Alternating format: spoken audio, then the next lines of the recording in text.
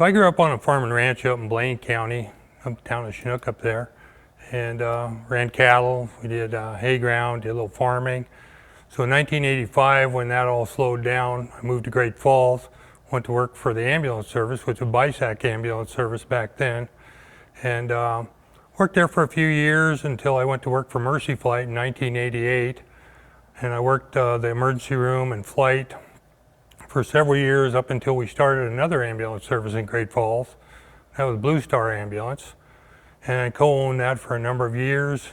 And then as life changes, I decided that I wanted to see family a little bit more and have a few days off. I went back to work for Mercy Flight.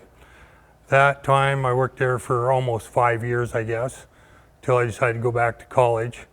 And went to both colleges here in Great Falls. And I was working on healthcare, so I was working towards a physician assistant. That was what my prereqs were in.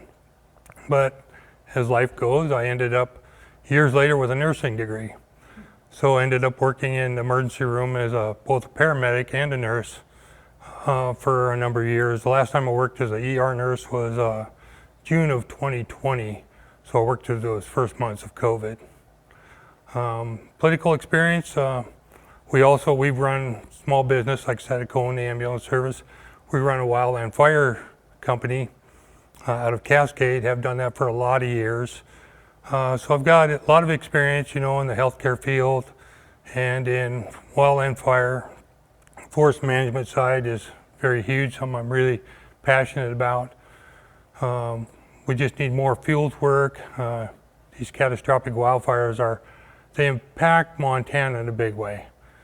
They impact it by air quality, loss of revenue, tourism sales, just the people's general health, and quite frankly, it impacts a lot of farms and ranches and a lot of stakeholders that are they'll be up in the state ground or federal ground.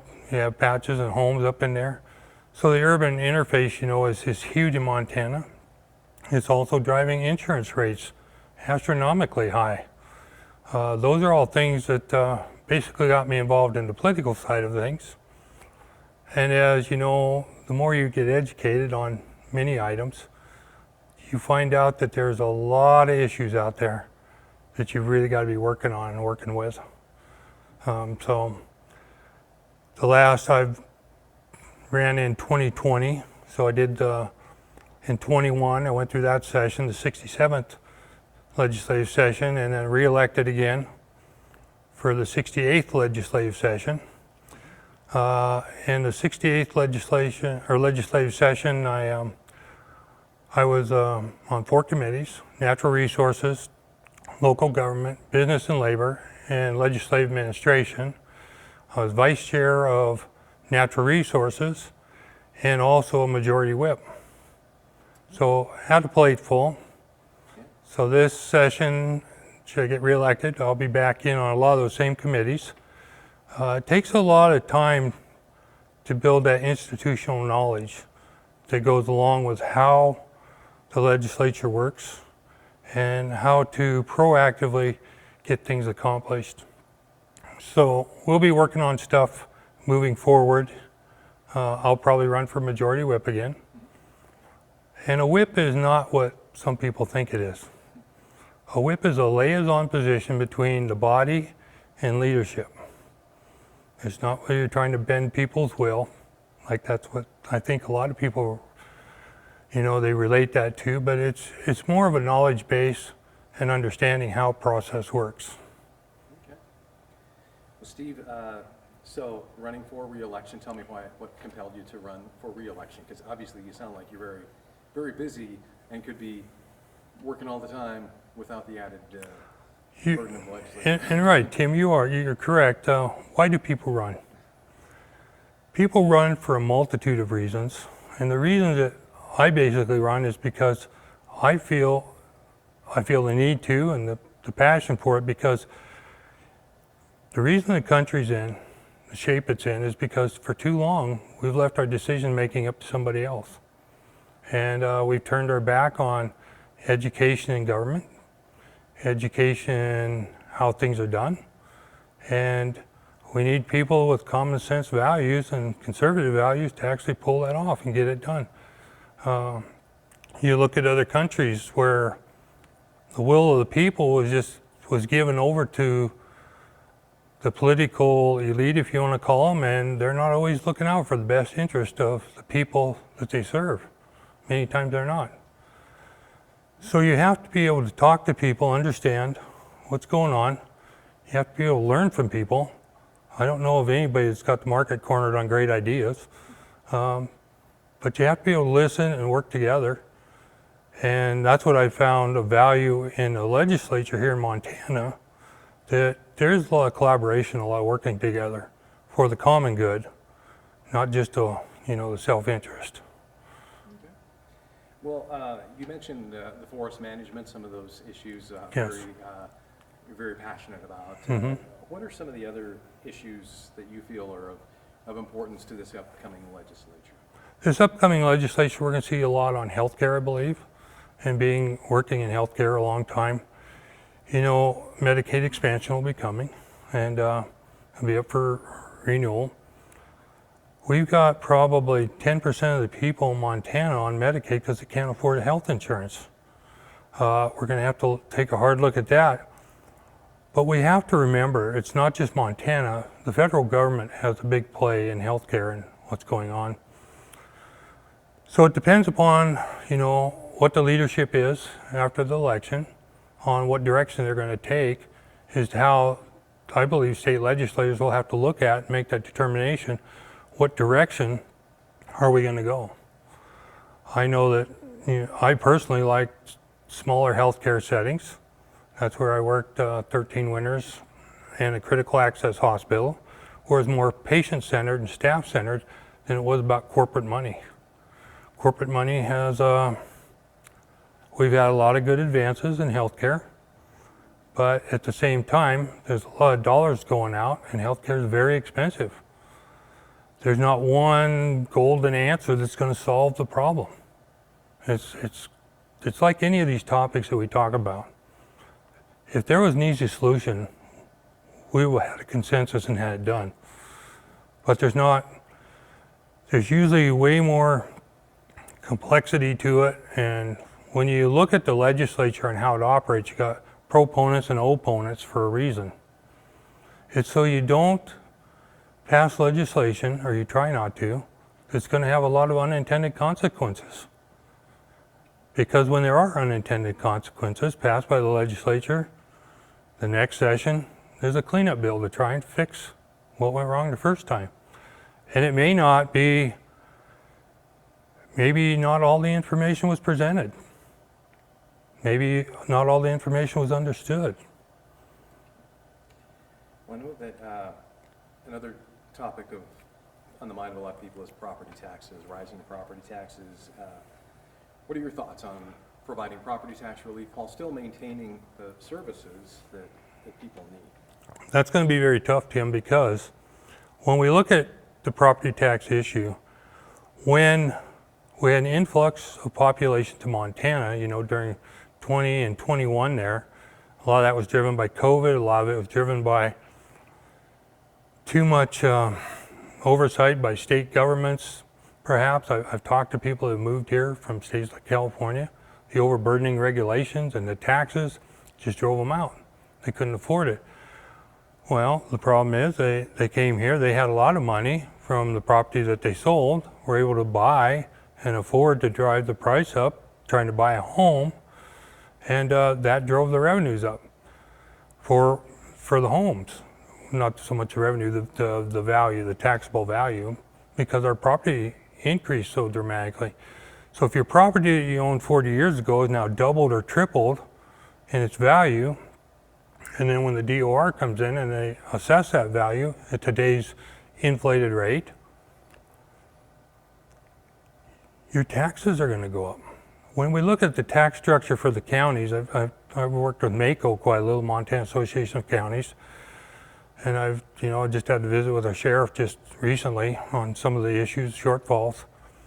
So the tax issue that, as we take, and inflation is a driving factor of that. more tires, more expense, more fuel, more expense. We have all these issues at the very ground level that are costing a lot more money. So when they cost more money, they need more money to operate. Does it mean that we're being extravagant and wasteful? No, it's just the cost is going up. I wish I had a golden answer for you. I don't. I think that, people that have been in their homes, how do we protect people that have lived here a long time, lifelong residents? They've been in their home for 40 years. They're getting elderly, or maybe they're disabled. How do we keep them in their homes? In the last legislative session, we did do rebates. Those rebates probably won't be there that big because all that money that was surplus was there because of all the front loading that they were able to do with all the COVID money. With the COVID money, they paid the bills that they could, which gave us a little extra funding, and that went back to the taxpayers. It's a complex issue. It's very complex because there's so many variables. It's not like you can just take a golden wand and make it go away. I do not sit on tax committee, but I do listen to what's going on, and we'll have to see what kind of creative ideas they come up with. And there again, I've learned that I almost want to see and hear what the bill says before I will say I'm going with it, because there may be a clause in there, there may be something in there that you don't agree with and you need to fix. Okay. Well, along that line of the state budget surplus, what, in your opinion, is the best way to prioritize allocating money when you have the budget surplus? One thing I would have liked to have seen and we didn't do last session was we have a lot of unfunded mandates, retirements, that are not funded. I believe we could have taken some of that money and paid forward for investment-wise. Terry Moore, Representative Moore, had a great bill, and that was to take and to increase the revenue over the 30 years to where we would have a pocket and a pool of money set aside to actually fund those retirement accounts. Right now, yeah, our bills are paid, the state, but at the same time, we don't have that surplus sitting there anymore. So how do we move forward making the state really viable? It's like a savings account. Take your own personal savings account. You save aside for new car payment or medical bills or whatever, but if you don't set that aside for down the road and in the future, it's going to probably catch up to you at some point where once you spend that money, it's gone. Like I said, Tim, I don't have the golden answer for that. There's a lot of ideas being floated out there, I believe, at this time. We'll have to see what comes forward, and we're going to have to really look at what's the best options. Because even if someone said they had the golden answer, someone would probably come up and say, well, it's golden up until we look at this. There's so many crooks and avenues and just corners and that you don't always look at. So it goes back to what I said before, having all that information, the best information, and making the best decisions with what's presented. Okay. Talk about, if you could, ways to improve bipartisanship. What are your thoughts on it? How do you all? How do you do it? Well, I'll tell you what. In Helena, we're very fortunate. The state of Montana is very fortunate because anybody in Montana can pick up a phone and call their legislator or another legislator. It's pretty simple. We're 1,000,001 plus, but you know what? We're just a big neighborhood in a big state. That's the reality of it.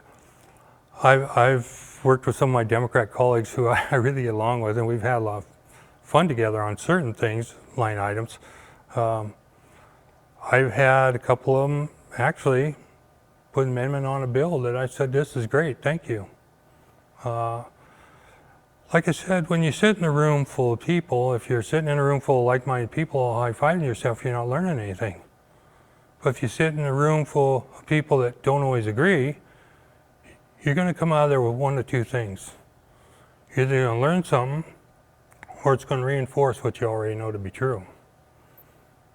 Working together, Montana, we're very fortunate. I mean, during campaign season, I see a lot of rhetoric, but when it comes down to working in Helena, we do work together. There are issues that, you know, the parties will draw lines, and they go out to toe their line, because if they don't, they get washed out. Seen that happen. Okay. Well, anything else, Steve, that you can add about the? Well, I really appreciate your question there, Tim, on you know, how do we make it better? And I'll expound a little bit more on that, and turn off mainstream media news. Turn off Facebook. Go out, talk to people, talk to your friends. Go have dinner with your relatives. Let's get back to community where it's really at. Because in the end, I was just listening yesterday, in fact, comment was made about the hurricane damage, you know. And there was one community, some resident in one of the communities said, well, the government's not here they're not here, they're not helping us. We're turning to our neighbors. We're turning to our friends. And that's what it's all about. We've got to get back to the spirit of the community, get past all the rhetoric, and look what's real in life. That's family, friends, community.